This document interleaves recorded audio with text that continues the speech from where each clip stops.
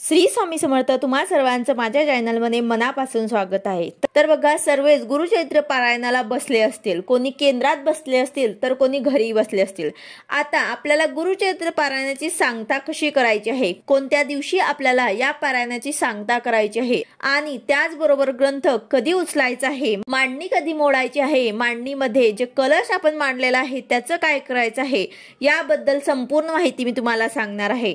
तर बघा, अगदी साध्या आणि सोप्या पद्धतीने आपल्याला गुरुचरित्र पारायणाची आपल्याला सांगता करायची आहे. तर बघा, जेव्हा आपण प्रत्येक वेळेला पारायण करतो, म्हणजे स्वामी समर्थ जयंती जेव्हा असते किंवा मग गुरुपौर्णिमा असते, तेव्हा आपण गुरुचरित्र पारायण जेव्हा लावत असतो किंवा मग घरामध्ये आपण जेव्हा आपल्या घरामध्ये गुरुचरित्र पारायण लावतो, तेव्हा आपण 7व्या दिवशीच त्याची सांगता करत असतो.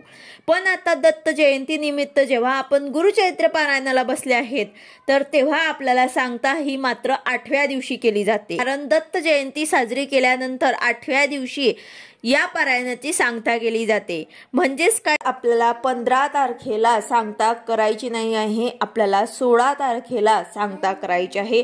15 तारखेला आपल्याला आपले वाचन पूर्ण करून घ्यायचं आहे, पण आपल्याला सांगता जे आहे ते 16 तारखेला करायचे आहे. त्या दिवशी ग्रंथ जो आहे तो उचलायचा आहे आणि नैवेद्य सुद्धा आपल्याला 10:30ची आरती करून दाखवायची आहे.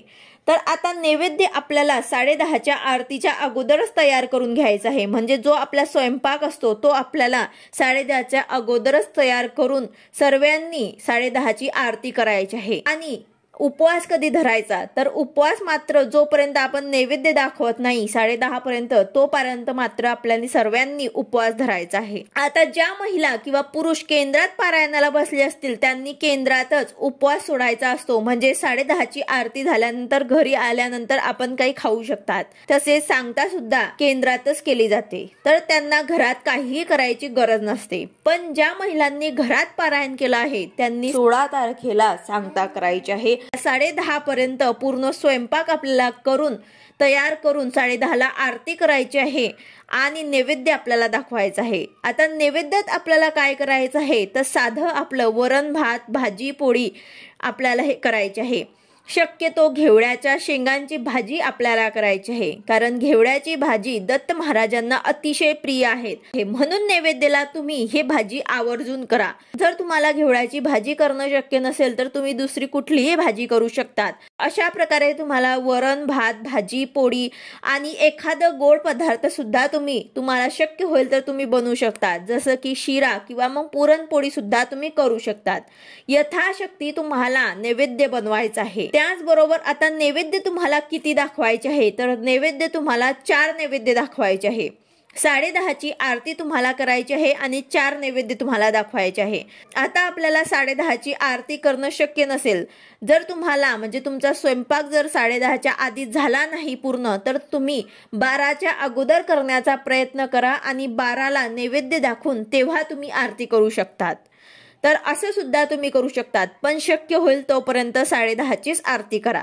नैवेद्य 4 दाखवायचे आहे. पहिला नैवेद्य तुम्हाला दत्त महाराजांसाठी दाखवायचा आहे, दुसरा कुलदेवींसाठी, तिसरा स्वामी महाराजांसाठी आणि चौथा आपल्या ग्रंथासाठी. तर अशा प्रकारे तुम्हाला 4 नैवेद्य दाखवायचे आहे. आता ज्यांनी वेगळी मांडणी नाही केली असेल, म्हणजे देवांसमोरच देवघरासमोरच तुम्ही ग्रंथ ठेवला असेल, तर तुम्ही मात्र 2च नैवेद्य सुद्धा दाखवले तरी सुद्धा चालेल. एक ग्रंथासाठी आणि एक आपलं सर्व देवी देवतांसाठी. तर असं सुद्धा तुम्ही करू शकतात. त्याचबरोबर गाईला आणि कुत्र्याला सुद्धा तुम्हाला 2 सांडक्यांवर पूर्ण नैवेद्य दाखवायचा आहे. आता नैवेद्याचं काय करायचं, तर जो ग्रंथाला नैवेद्य तुम्ही दाखवला आहे तो तुम्हाला खायचा आहे. जर तुम्हाला खाणं शक्य नसेल पूर्ण, तर तुम्ही गाईला सुद्धा खाऊ घालू शकतात. तसेच दुसरे जे नैवेद्य आहे ते घरातल्यांनी सर्वांनी प्रसाद म्हणून सर्वांनी खायचे आहे. तर अशा प्रकारे हे नैवेद्य तुम्हाला सर्वांनी घरातल्यांनी प्रसाद म्हणून खाऊन घ्यायचे आहे. त्याचबरोबर आता आरत्या कोणत्या करायच्या आहे, तर तुम्हाला 10:30ची आरती आपल्या नित्यसेवेमध्ये ज्या दिलेल्या आहेत ते तुम्हाला आरत्या करायचे आहे, प्रार्थना करायची आहे, मंत्र पुष्पांजली करायची आहे. तर अशा प्रकारे तुम्हाला पूर्ण आरती नैवेद्य दाखवून ग्रंथ जो आहे तो त्यानंतर उचलायचा आहे. आता ग्रंथ आपल्याला थोडा हलवायचा आहे, म्हणजे उचलायचा आहे. तर त्यासाठी तुम्हाला 3 वेळा हातात घेऊन स्वामी महाराजांचा जय जयकार करायचा आहे आणि त्यानंतर तुम्हाला हा ग्रंथ जो आहे तो एका स्वच्छ कापडमध्ये म्हणजे एका ब्लाऊज पीसमध्ये तुम्हाला व्यवस्थित गुंडाळून ठेवायचा आहे आणि अशा ठिकाणी ठेवायचा आहे ज्या ठिकाणी आपला वारंवार हात लागणार नाही, कारण हा ग्रंथ जो आहे तो खूप पवित्र आणि 5वा वेद मानला जातो या ग्रंथाला। तर तुम्हाला अशा ठिकाणी ठेवायचं आहे ज्या ठिकाणी आपला वारंवार हात लागणार नाही।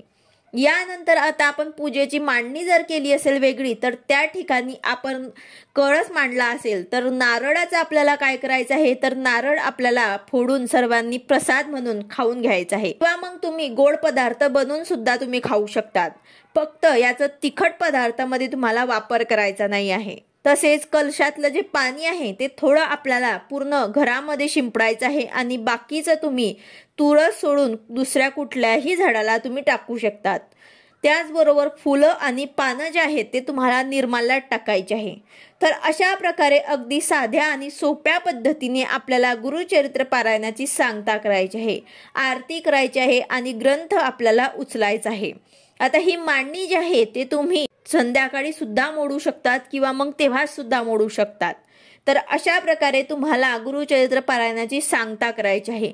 आता त्याचबरोबर असं म्हटलं जातं की या दिवशी आपल्याला एक जोडप्याला किंवा मग ब्राह्मणाला जेवू घालायचं असतं, पण असं ग्रंथामध्ये दिलेलं नाही आहे। तर ज्यांना शक्य होईल त्यांनीच मात्र एक जोडप्याला किंवा ब्राह्मणांना जेवू घालायचं आहे। दान करणं खूप चांगलं आहे, पण ज्यांना मात्र नाही मिळत असलं तर त्यांनी नाही केलं तरी सुद्धा चालेल। तुम्ही घरातल्या घरात गुरुचरित्र पारायणाची सांगता अशा साध्या आणि सोप्या पद्धतीने करू शकतात। व्हिडिओ आवडला असेल तर लाईक करा, शेअर करा, सबस्क्राईब करा। भेटूया अशाच नवीन व्हिडिओ सोबत। श्री स्वामी समर्थ।